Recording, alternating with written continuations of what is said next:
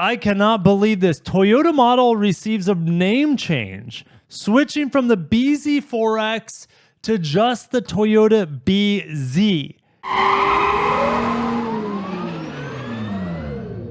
Just a few years ago when Toyota launched the bZ4X, I attended the media drive for it, and I was surprised on how well it drove despite its lackluster specifications. Its range, well, as we revisit here, tops out at 252 miles. If you want all-wheel drive, it goes down to 222 miles. And the bZ4X had less than stellar software. Range, like I mentioned, torque was good. It doesn't have the most acceleration, but I would say it's adequate for its class. It felt really solid. It handled really well. It hit its weight really well. And for Toyota, the bZ4X kind of fell short of Toyota's excellence. Now, what is Toyota really excellent at? Well, really well-rounded cars. And the bZ4X for an EV just was missing the range, it was missing the software, it was missing the charging, it was missing too much for it to be an excellent EV. In March, we got the European spec of the refresh 2026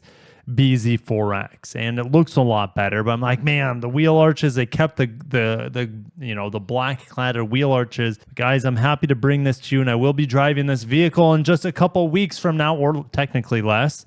All right, this is the American spec bZ4X. Guys, if you're excited for Toyota content, I'm just going to have so much, not only this week, but when I go to Plano, Texas in just a week and a half, to drive this vehicle, other vehicles, to debut the new RAV4, all sorts of, it's just a Toyota wonderland. Christmas has come early in the month of May. All right, I'm super excited. So make sure you guys are subscribed, and we're going to go over the details of the bZ4X for the American market today. All right, I mentioned 252 miles of range.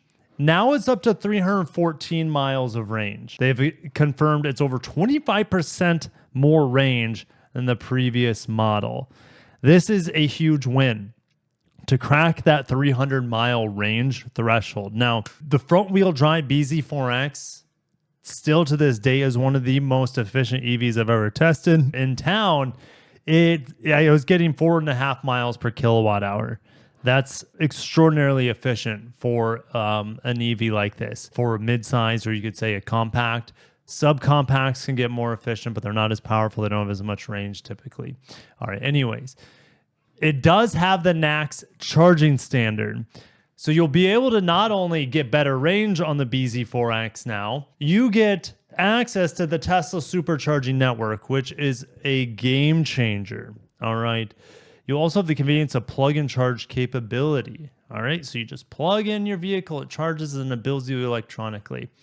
Up to 50% more horsepower with 338 combined system horsepower and all-wheel drive. Guys, that's up from 214. So in the all-wheel drive, let's go to the all-wheel drive, guys, because we'll get range here. Okay, you get an extra 120 horsepower on the all-wheel drive, but you're getting an extra 66 miles of range, an extra 66 miles of range, an extra 120 horsepower in the same vehicle. This is what the bZ4X should have launched as, but Toyota, at least it's coming. It didn't come in, when did this vehicle launch? 2022 model year? It was 2023 in April of 2022. So I was right with 2022, but it's 2023 model year. Yeah, 3 years later after launch, and they've given it 25% more range. They've given a heck of a power boost in all-wheel drive models. But you're also, guys, check this out. Front-wheel drive, you can get a base lower battery pack. I didn't think Toyota would offer this base model with a smaller battery pack. They're kind of aiming this for, the Koreans that have a single motor, smaller battery pack with the Ioniq 6, Ioniq 5, for example, EV6. So this is good. All right. Some people don't need this range. All right. Still 236 miles of range. This is on a smaller battery pack than what was available previously. How are they able to do that? Well, more efficient e-axles, more efficient inverters. Also, charging is a lot faster with battery preconditioning. And before I get too much into this, maybe we should go ahead and just look through the images, because I haven't seen them yet. All right, going on the inside, dual wireless charger. This is a really high resolution image, by the way. I am really appreciating it. This screen, well, the bezel's gotten bigger, I think. But this you know, it's still a 7-inch screen behind here. All right. Now, previously, they wouldn't say battery charge. They do say battery charge now with the updated software.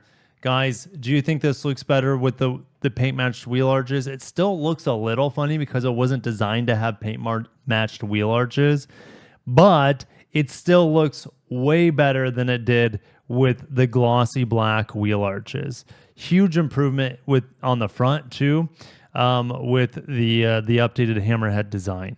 It's very attractive. Oh, well, I wouldn't say it's not the most attractive Toyota by any means, but they've made it more attractive, which I'm really grateful for. Oh yeah, over 90% battery here, 275 miles. The screen hasn't changed. The drive select hasn't changed. All right, not a lot of changes to this vehicle on the inside. It looks good in blue. Okay. Looks good on the back. I mean, the outside, the silhouette, the overall design has not changed. And we also have the Beyond Zero logo back here. Daytime running lights with the light bar. Guys, we're getting the light bar. This is, for example, the light bar that is on the Crown sedan that is in America, it's like disabled. It's still there, but in other markets, it lights up. Here, on the new bZ4X, yes, it looks pretty good with the light bar on. I didn't realize I glossed over that. Okay, so here's a limited model. Okay, what do you think about those new wheel designs? That's really what we're looking at here. So let's go ahead and get back into the spec sheet. You have better battery preconditioning, so while you're heading to the charger, the car will get the battery to the right temperature to make sure it is charging at its peak rate when you get there. So it's really decreased charging times. Larger electric motors on all-wheel drive. You have a 167 kilowatt front and an 87 kilowatt rear for 338 combined net horsepower, up from 214 horsepower previously. So what was that again? 124 horsepower increase. That is massive.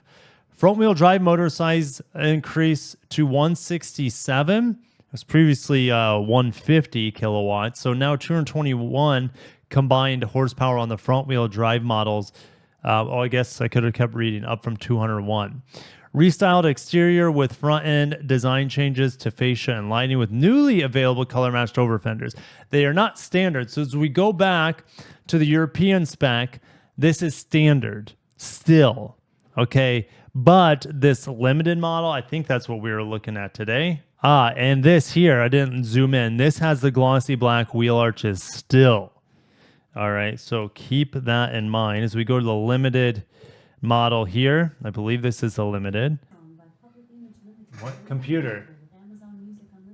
Computer, turn off. Just triggered my Alexa, known as computer. Good, she wasn't listening there. All right, yeah, so the wheel arches being painted are available. So I'll get more into that here in a little bit in terms of like what trim levels, because I do have a full spec sheet here, which I don't want to bore you guys too much on it. 11 kilowatt onboard AC charger. I think that's up from previously the 7.6. So we've got a massive upgrade on the level 2 charging. Also, this touchscreen is the 14-inch touchscreen. I think previously, guys, and now that I'm thinking about it, it's gone to the Lexus touchscreen, which I can live with. It's not my favorite. You have the climate control knobs built into this touchscreen. You don't have any physical climate control other than the defrost buttons, which is just kind of silly. Your 14-inch screen is really just a 12-inch screen because of the climate control that is necessarily baked in due to the lack of physical climate control. Not my favorite. A smart key system is on all doors and rear hatch. Previously it was only the front doors. You also have a 1500 watt AC outlet. I don't think that was available previously. 8-way power seat on the limited. On the passenger side, driver's seat, memory function on the limited, digital rearview mirror on the limited, side mirrors with memory reverse tilt on the limited. All right, let's get to the main press release. I will skim through this and I'll go ahead and pause when I find anything that is worth mentioning. Under ideal conditions, when using DC fast charging, it is capable of charging from 10 to 80% battery in around 30 minutes. Toyota's compact, lightweight, energy efficient second generation e-axles are here. They now use silicon carbide semiconductors, which help deliver higher output for all-wheel drive models, increasing by 50%. So now the bZ4X with this increased output can do 0 to 60 in under 5 seconds. Guys, I think that's conservative. I'll bring my drag meter to validate this number, 0 to 60 in 4.9. It might be faster. I'm not quite sure, but I think this is pretty close. I would say upper 4s. It should be able to crack 5. I've got about 4.9 on an RZ. Before, an RZ has like 309 horsepower in all-wheel drive. This should be accurate. Really, really close. 4.90 to 60, which is plenty fast. And it's as fast, if not a tick faster, than the dual motor Ioniq 5, for example. So that's good. What would 0 to 60 be on the front wheel drive, 221 horsepower? Probably about 7.5 seconds, which is no slouch. It's still quick, and you still have the instant response of the electric motors. I cannot believe this. Toyota model receives a name change, switching from the bZ4X to just the Toyota bZ, simplifying the name for customers. This means for the North American market, bZ started with the bZ4X and it ends with the bZ4X. It has already ended with the bZ4X. The bZ4X is no longer a bZ4X. It's just the bZ. This is a big deal because when this vehicle launched, I was in Plano just a few years ago when this vehicle launched. Now I didn't drive there. It was just kind of the announcement for it. They only had like a mock-up. It was definitely like a prototype because they really didn't want us sitting in it. Anyways, I remember doing a full tour and everyone was just like, man, the naming on this is whack. Like who's going to be proud to say that they own a bZ4X, you know? But now calling it the Toyota bZ is just like, oh, we can name the Beyond Zero naming. We can lay it to rest. It begins and ends with this vehicle. Now, going forward, will Toyota use bZ again? And the answer is, I highly doubt it. If we go back to the European press room, they mentioned this back in March. New BEV models to adapt familiar naming strategy to strengthen customer recognition. And they still call it the bZ4X over there. Let's look at the back of it. It still says bZ4X right here, but we go back to the American one. I thought that looked a little funny. It looks a little empty, but that's okay. It's just bZ. There's no more 4X next to it, okay? I want to show you this. This was at Toyota's, next generation EV event a few years ago when they unveiled the bZ naming. And I remember this graph explicitly because I'm like, wow, well, it kind of makes sense, but it also just destroys all name recognition, all heartstrings that were tied to vehicles like Camry, Corolla, RAV4, Highlander, Tacoma, and everything in the future is just a bZ4X. But guess what? They got enough blowback to scrap it. However, on the interior, they scrapped the physical climate controls, which I'm angry about. But this is Toyota. They listen to their customers. They're not the most timely a lot, right? Because Toyota, the biggest company in the world, takes some time to right the ship or move the ship, I should say, in the right direction. They have so much inertia. Physical climate controls, I sure to heck hope that they bring those back. It's done in this vehicle, right? They just got rid of it. They're not bringing it back anytime soon. But in vehicles like the NX and the RX that scrapped physical climate control for touch capacitive and touchscreen controls, I just hope they go back to that. So anyways, this is evidence of Toyota listening that this was not a good idea from the get-go. It's so interesting because they spend millions and millions and millions of dollars doing research on how to name vehicles, how what kind of vehicles people are interested in. And whatever research they did to come up with the bZ naming all those years ago was not only a waste of money, but it was a destruction of the brand too a little bit. I'm not saying like, oh yeah, Toyota's dead. No, I'm just saying like it didn't help the brand. It hurt the brand just a little bit, okay? People make fun of Toyota for this naming scheme, the bZ4X, or whatever else you could call this. In China, they still have the bZ3X. They have the bZ3. They have the bZ5X. They have the BZ, what was it, the sedan that just came out? Was it the bZ7 sedan? They've gone all in there. That's a different market. Here in the United States, they got made fun of so badly, all right, for this naming scheme. And it's so bad here that they decided to kill off bZ4X and just call it the BZ. They're like, we're not having any more bZ5. Like the Highlander EV was going to be called the bZ4i. bZ5X. Now you can just call it a Highlander Plus, like the new CHR Plus that's coming. Guys, keep this in mind, that this vehicle is a sister, this new CHR, which I think is a far better looking car. Very similar looking, but better looking. And it should have better range. The coupe crossover styling of it, this thing is hot. It looks so much like that BZ compact SUV concept a few years ago. This looks so much better than the bZ4X. And yes, I don't know if I'm going to drive it this week. I'll find out probably in the coming days. I doubt it. It'll probably be later this fall. But when you have the BZ retired, bZ4X, and now the BZ going up against this, I know the BZ will have better cargo capacity, but this has better range and it's way, way, way better looking. All right. So let's get back to this. I'll see if there's anything else tasty in here. 64 color customizable ambient lighting for people out there who really like their fancy, disco text on the inside. The 26 BZ is arriving at Toyota dealerships in the second half of 2025. And we don't have MSRP, of course. Now, this gets tricky. So much can change between now and then. With tariffs, this vehicle and the CHR Plus, they're imported from Japan. All right. There's no USA production of EVs. Hybrids and plug-in hybrids, of course. And EV production will start in North America sometime next year in 2026 with the Highlander EV, assuming that it doesn't get delayed or who knows what could happen to it. All right, because three-row EVs, I pointed out on the channel, there's hardly any demand for them right now. It also adds a steering wheel mounted paddle shifter to activate and adjust regenerative braking. Previously, it was just a button that had, a fixed level of regen, I believe. In like the RZ, for example, you have multiple regen levels. I think there's 3 or 4 regen levels, and none of them are one pedal driving.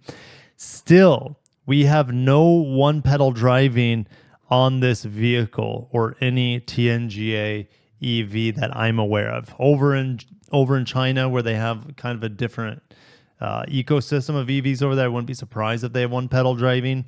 We still do not have one pedal driving that I'm aware of on this vehicle. It looks like they've also really improved cold weather charging speeds. That's something that the previous bZ4X really suffered with. So heat pump system for both heating and air conditioning, standard front seat and steering wheel heaters. That's good. Available front seat radiant foot and leg heater. I wouldn't need any of these things because of where I live, and that's the thing with EVs. They're so hampered with their efficiency in the cold weather. That's good that they're including these standard to give you some reprieve from your range anxiety. Down here in Florida, and in California, whatever, all the warm states, your range is going to be really, really good, assuming you don't have the AC on 100%. Anyways, available heated rear seats and ventilated front seats. That's on the limited trim. Also, leave it to Toyota to make probably the safest EV out there on the market. Toyota uses many measures to protect cell integrity thanks to the design and multiple monitoring system intended to protect the vehicle's battery system. So we have redundant monitoring of battery voltage, current, and temperature designed to detect abnormal heating to maintain optimal battery temperature, prevent cell damage. Also, you have utilization of high resistance coolant circulation system, and it's designed to help prevent a thermal event from short circuits, even in a high battery load conditions due to repeated switching between high-speed driving and rapid charging. We still have X mode that was brought over from the Subaru development side on the all-wheel drive models, of course. If you want the color-matched over fenders, that is only on Windchill Pearl. They'll match the fenders, heavy metal, or black. Well, black, they're already paint matched, okay, because the fenders are black. If you guys want to pause and look through this color combination chart, my brain's hurting looking at it this late in the day. Still, there are just 2 grades, XLE and limited. All right, feel free to Let me zoom out here. Feel free to pause right here for the XLE so you can read that. I'll make a funny face. And if you want to pause right here for limited, go ahead and pause right here for limited so you can read the details on this upper grade. We can send the good old bZ4x to the grave, and I'm happy about that. The BZ is here to replace it. We have the option of color matched overarches, which is great. A much better looking front end, new wheel designs, an interior that is, if anything, a side grade. Honestly, no physical climate control is a bit of a sad thing, but this is fine. I can live with this. It's not a deal breaker. It's not a deal breaker. All right.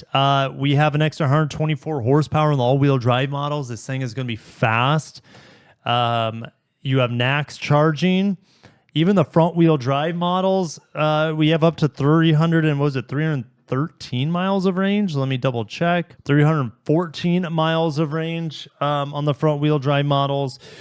And it's a huge improvement in every conceivable way besides physical climate control. And that's just because I'm finding, excuse me, something to gripe on. Everything else is way better. But is it going to matter when I think people's interest for this vehicle is going to be surpassed by this beautiful CHR Plus when this comes later this year as well? Actually, I think it launches early next year in North America. And I cannot wait for it. I think it's one of the best looking EVs on the market. What do you guys think? Do you like this over like a Mustang Mach-E? Do you think it looks better than a Model Y? I mean, there's a lot of EVs that this looks better than. Thank you guys. This was a long video. Thank you for watching. Stay tuned for the RAV4 reveal. I'll have embargoed stuff going up the rest of this week, I believe. In the morning, 7 a.m. Eastern time, and you won't want to miss it. I don't know what it is, honestly. They email me the night before this embargoed material, and I get scrambled to make a video to have something up ready for you in the morning. It's a lot of fun. It's exciting. It's also like I'm burning the candle on both ends. So have a great day, guys, and peace.